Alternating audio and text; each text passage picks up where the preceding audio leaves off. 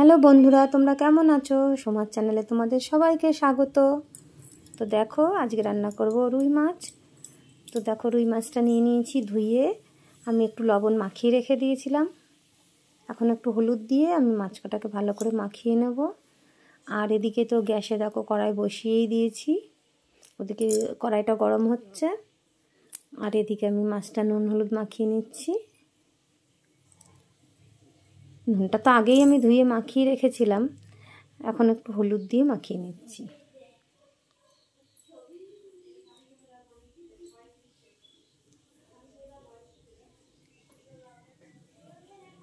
মাছটা ভালো করে নুন হলুদ মাখিয়ে নিয়েছি।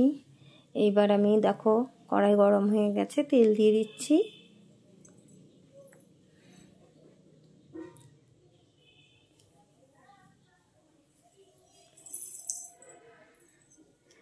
আজকে মাছের ঝোলটা রান্না করব আমি বড়ি দিয়ে আর আলু দিয়ে। এই সময় জানো তো, বড়ি দিয়ে আর মাছের ঝোল খেতে খুব ভালো লাগে। নতুন আলু আর বড়ি দিয়ে মাছের ঝোল খুব ভালো লাগে। জ্যান্ত মাছ হলে তো খুবই ভালো লাগে। তো মাছ কটা আমি সব ভেজে নিই, তারপরে কি করে রান্না করছি তোমরা দেখো। বড়ি আলু দিয়ে আমি কীভাবে মাছের ঝোলটা করব।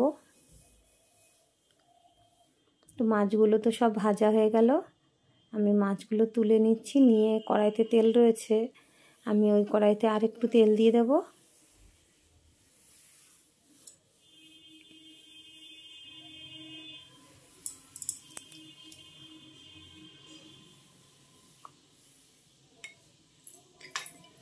আমি কড়াইতে আর একটু তেল দিয়ে দিলাম। বড়ি কটা আমি আগে ভেজে নেব। তো এই দেখো বড়িগুলো লাল লাল করে ভেজে নেব।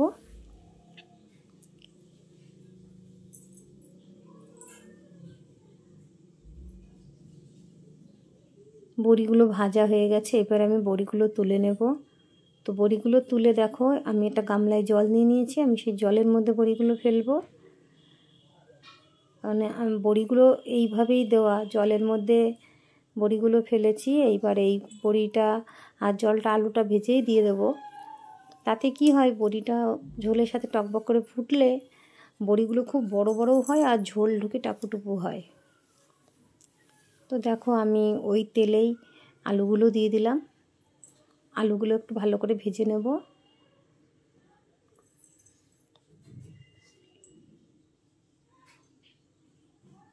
আমি আলুর মধ্যে একটু হলুদ দেবো এখন। একটু হলুদ দিয়ে আলুটা আর একটু ভেজে নেব।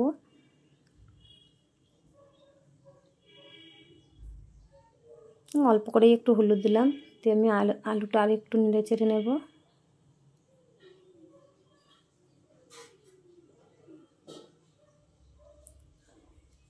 এখানে আদা কাঁচা লঙ্কা আর অল্প সামান্য একটু জিরে দিয়ে বেটে নিয়েছি। এই মশলাটা দিয়ে খুব বেশি কষাতে হবে না, যতটা মশলা কষাতে টাইম লাগে তার হাফ টাইমেরও কম একটু কষালেই হবে। অল্প করে একটু কষিয়ে জল দিয়ে দেবো।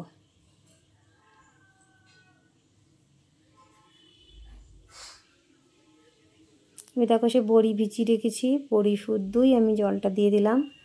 আমি আরেকটু জলও দেব। ঝোলের সাথে বড়ি আলু দুটোই টকবক করে ফুটবে।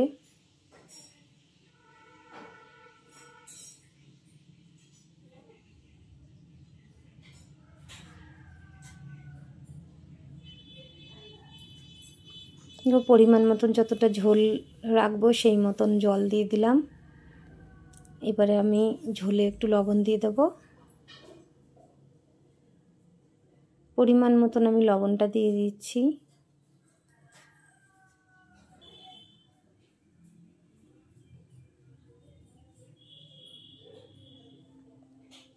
আমি লবণ দিয়ে একটু ঝোলটা নেড়ে দিলাম। এরপর আমি ঢাকা দিয়ে দেবো।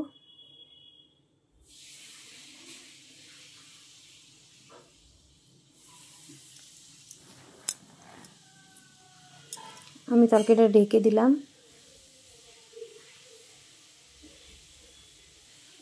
দেখো তরকারিটা হাফটা মতন হয়ে গেছে।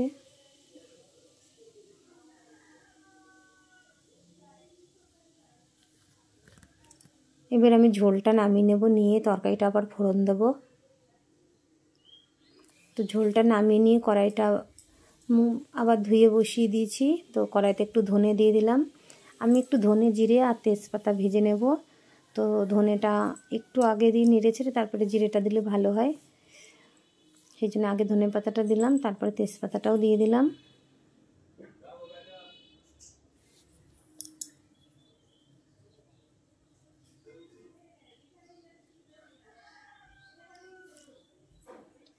এবার জিরেটাও দিয়ে দিচ্ছি।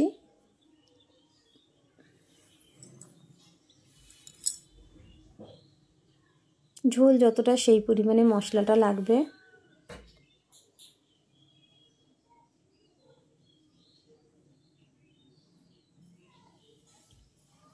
মশলাটা ভেজে নামিয়ে নিলাম, নিয়ে কড়াইতে আবার একটু তেল দিয়ে দিচ্ছি।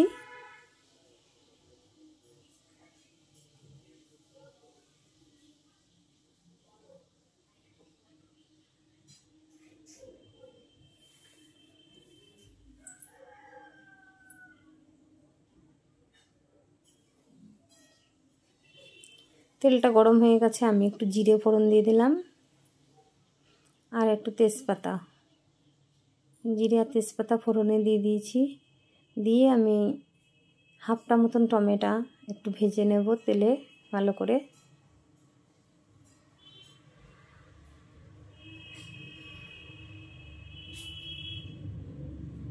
আমি টমেটোটা ভালো করে ভেজে নিয়েছি, তারপরে আমি ঝোলটা ঢেলে দেবো।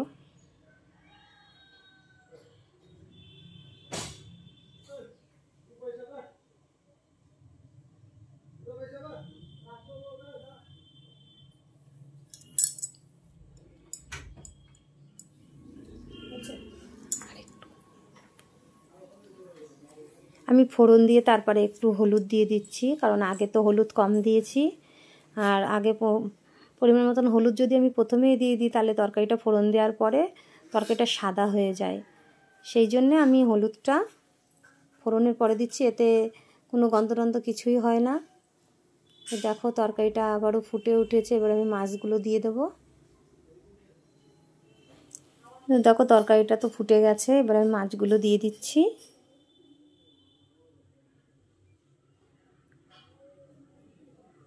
মাছগুলো দিয়ে আমি ভালো করে মাছগুলোকে ঝোলের সাথে মিশিয়ে দেবো। দিয়ে যে ভাজা মশলাটা ভেজে রেখেছি ওই মশলাটা আবার একটু বেটে নেব।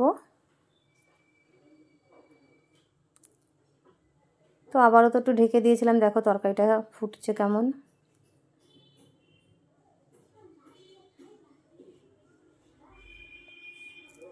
দেখো যে মশলাটা আমি ভেজে রেখেছিলাম সেই মশলাটা বেটে নিয়েছি, এবার আমি ঝোলের সাথে এটা মিশিয়ে দেবো।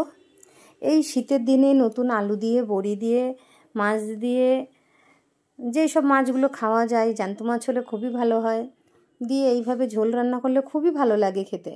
শীতের দিনে আমরা তো পেঁয়াজ দিয়ে এইভাবে সেইভাবে অনেকভাবেই খাই, কিন্তু এইভাবেও খেয়ে দেখো সবাই, এইভাবেও ঝোল খুব ভালো লাগে শীতের দিনে তো বিশেষ করে। তো যাই হোক বন্ধুরা, আমার ভিডিওটা কেমন ভালো লাগলে একটা লাইক, কমেন্ট, শেয়ার করো। আজকের মতন এই অবধি, টাটা বন্ধুরা।